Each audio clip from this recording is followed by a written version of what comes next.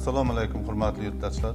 Bugungi brifingda Davlat kadastrlari Surxondaryo viloyat boshqarmasi Jarqo'rg'on tumani filiali tomonidan O'zbekiston Respublikasining 2024-yil 5-avgustdagi o'zboshimchalik bilan egallab olingan yer uchastkalari hamda ularda qurilgan binolar va inshootlarga bo'lgan huquqlarni e'tirof etish to'g'risidagi 937-sonli qonun ijrosi doirasida olib borilayotgan xatlov ishlari va ularni amaliy natijalari haqida ma'lumot beramiz.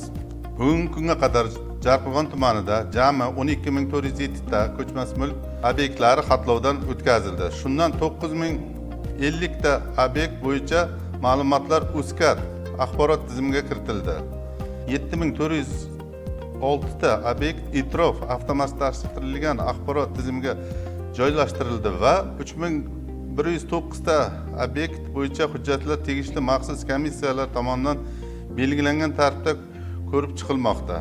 Bundan tashqari, xalq deputatlari Surxondaryo viloyat kengashi tomonidan 1458 ta ko'chmas mulk obyektlariga nisbatan egalik huquqlari e'tirof etildi.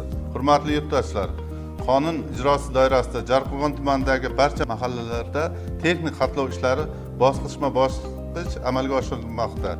Hech bir mahalla yoki xonadon ushbu jarayondan chetda qolmaydi. Shu munosabat bilan fuqarolar va tadbirkorlardan xatlov ishlari olib borilayotgan davrda mutaxassislarga amaliy ko'mak berishlarini, xonadonlarida bo'lishlarini hamda zarur hujjatlarni taqdim etishlarini so'raymiz. Bu mulkiy huquqlarni qonuniy e'tirof etish va davlat ro'yxatidan o'tkazish jarayonini tezlashtirishga xizmat qiladi. Shuningdek, uyingizga tashrif buyurgan kadastr xodimi uning xizmat guvohnomasi, bejigi va maxsus xizmat kiyimi orqali aniqlashingiz mumkinligini eslatib o'tamiz.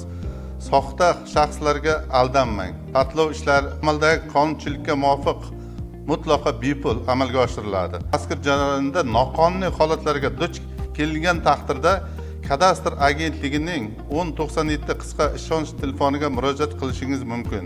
Shuningdek, fuqarolar va tadbirkorlarga o'zlariga tegishli yer uchastkalari hamda ko'chmas mulkka oid hujjatlarni qayta ko'rib chiqish, mavjud kamchilik va muammolarni qonunchilikka belgilangan tartibda bartaraf etish va mulklarni davlat ro'yxatidan o'tkazishlaringizni so'raymiz.